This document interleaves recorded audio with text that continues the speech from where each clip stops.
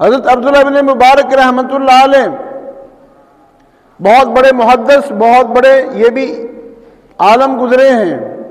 حضرت عبداللہ بن مبارک رحمۃ اللہ علیہ ان کے درس میں جو لوگ آتے تھے پڑھنے کے لیے، سیکھنے کے لیے، بہت زیادہ لوگ آتے تھے۔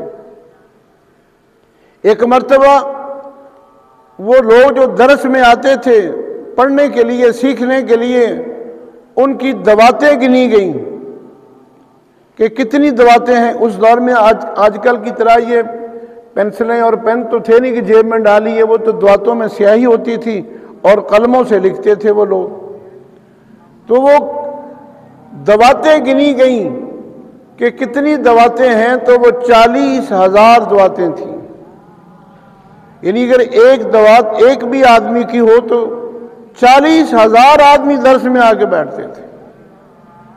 اور آج کل کی طرح یہ لاؤڈ سپیکر تو تھے نہیں کہ لاؤڈ سپیکر میں درس دے دیا، دور تک آواز چلی گئی، ہزاروں کے مجمع میں آواز پہنچ گئی۔ تو حضرت عبداللہ بن مبارک رحمۃ اللہ علیہ کے درس میں 1200 مکبر ہوتے تھے۔ جیسے آج کل کہیں جنازے میں یا عید کی نماز میں، جمعے میں مجمع زیادہ ہو تو پیچھے مکبر کھڑے ہو جاتے ہیں امام کی آواز آگے پیچھے تک پہنچانے کے لیے۔ تو حضرت کے درس میں 1200 مکبر ہوتے تھے۔ جو بات حضرت نے کہی ہے وہ اگلا مکبر کہتا ہے، پھر اگلا مکبر سن کے وہ بات کہتے ہیں۔ 1200 مکبر ہوتے تھے آواز پیچھے تک بات کو پہنچانے کے لیے کہ حضرت نے کیا بات کہی ہے، کون سی حدیث پڑھی ہے، کیا کہا ہے۔ تو بات کو پیچھے تک پہنچانے کے لیے 1200 مکبر ہوتے تھے۔ یعنی ان لوگوں میں شوق تھا دین سیکھنے کا، دین پڑھنے کا، دین کی تعلیم کا شوق تھا۔ میرے جو سب سے پہلے شیخ تھے جن کی میں نے پہلی بیعت کی ہے، شاہ عبد القادر رائے پوری رحمۃ اللہ علیہ۔ یہ میرے بچپن کے، جب میں پڑھتا تھا طالب علمی کے دور میں حضرت سے بیعت ہوا تھا لاہور میں۔ شاہ عبد القادر رائے پوری رحمۃ اللہ علیہ انہوں نے لکھا کہ جب میں پڑھنے کے لیے دارالعلوم دیوبند میں گیا، رائے پور سے جب دارالعلوم دیوبند میں پڑھنے کے لیے گیا، محتمم صاحب کو جا کے ملا اور میں نے کہا حضرت میں پڑھنے کے لیے آیا ہوں، تعلیم حاصل کرنا چاہتا ہوں۔ تو محتمم صاحب نے فرمایا کہ بیٹا رہائش کی تو تمہیں اجازت ہے، رہائش تو مل جائے گی مدرسے میں، دارالعلوم دیوبند میں رہائش تو مل جائے گی، لیکن کھانا نہیں مل سکے گا، کھانے کا ہمارے پاس اتنا انتظام نہیں ہے۔ رہائش تو مل سکتی ہے، کھانا نہیں ملے گا آپ کو۔ تو کہنے لگے، میں نے کہا حضرت ٹھیک ہے مجھے منظور ہے، داخلہ مل گیا۔ فرماتے ہیں کہ 1 سال تک میں رات کو گلیوں میں پھرتا تھا، لوگ پھل کھا کے جو چھلکے گلیوں میں پھینک دیتے تھے ان چھلکوں کو اکٹھا کر کے لاتا تھا اور دھو کے وہ کھا لیتا تھا۔ 1 سال تک میں نے وہ پھلوں کے چھلکے کھا کے میں نے تعلیم حاصل کی۔ یہ شوق کی بات ہے نا، علم کا شوق۔ اور فرماتے ہیں کہ میرے پاس اوپر لینے کے لیے کمبل کپڑا بھی نہیں تھا کوئی۔ ایک دن گلی سے گزر رہا تھا، ایک آدمی نے وہ بازار میں گلی میں ایک پرانا کمبل پھینکا۔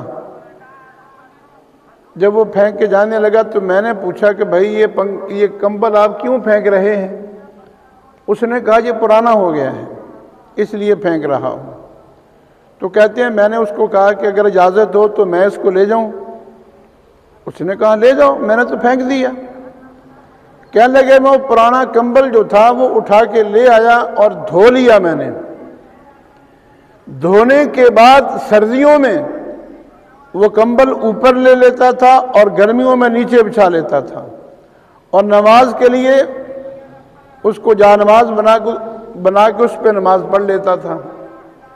اور فرماتے ہیں کہ وہ پرانا کمبل 15 سال میرے پاس رہا۔ اور میں نے مدرسے میں ایک گھڑا رکھا ہوا تھا، جو رشتہ داروں کے خط آتے تھے، دوستوں کے خط آتے تھے، وہ خط میں پڑھتا نہیں تھا، میں گھڑے میں ڈال دیتا تھا۔ جو بھی خط آئے، کوئی مر گیا، کسی کی شادی ہے، غمی ہے، جو بھی ہے، وہ خط آتے تھے، بس میں وہ گھڑے میں ڈال دیتا تھا۔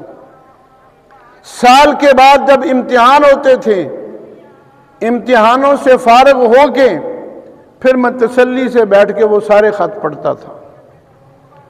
فلاں مر گیا، فلاں کی شادی ہو گئی، فلاں یہ ہو گیا، وہ ہو گیا۔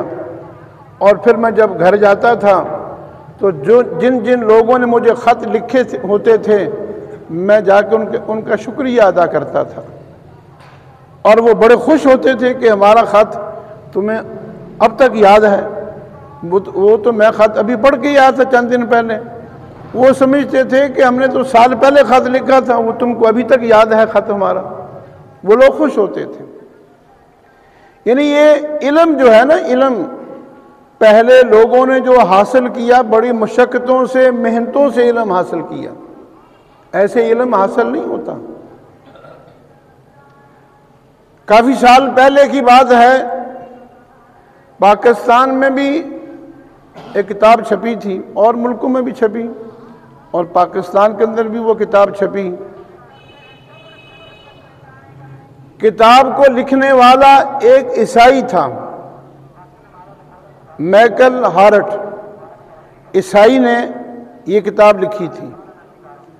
اس میں اس نے 100 آدمی جو دنیا میں تاریخ میں جن کا نام تھا، جو نامور لوگ تھے، جنہوں نے اپنا نام کمایا تھا تاریخ میں، تو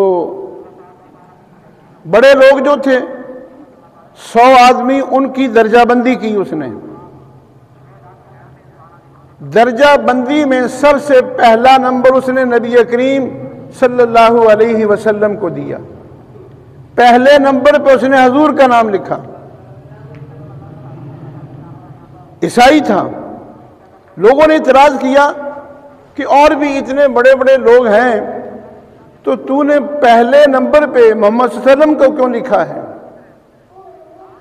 اس نے کہا کہ جب میں نے یہ بڑے لوگ جو تھے، ان کی زندگیوں کا مطالعہ کیا، کوئی کسی یونیورسٹی میں پڑھا، کوئی کسی کالج میں پڑھا، کسی نے کسی ادارے میں تعلیم حاصل کی، اور وہ تعلیم حاصل کر کے تاریخ میں انہوں نے اپنا نام کمایا۔ اور جب میں نے حضرت محمد صلی اللہ علیہ وسلم کا ان کے حالات پڑھے، یہ کسی سکول میں نہیں پڑھے، کسی مدرسے میں نہیں پڑھے، کسی کالج میں نہیں گئے، کسی یونیورسٹی میں نہیں گئے،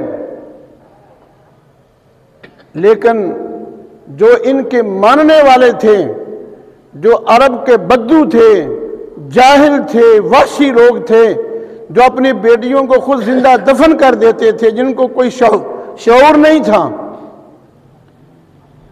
جو نبی خود کہیں نہیں پڑھا، کوئی اس کا استاد نہیں ہے دنیا میں، لیکن اس کے جب میں نے شاگردوں کو دیکھا تو وہ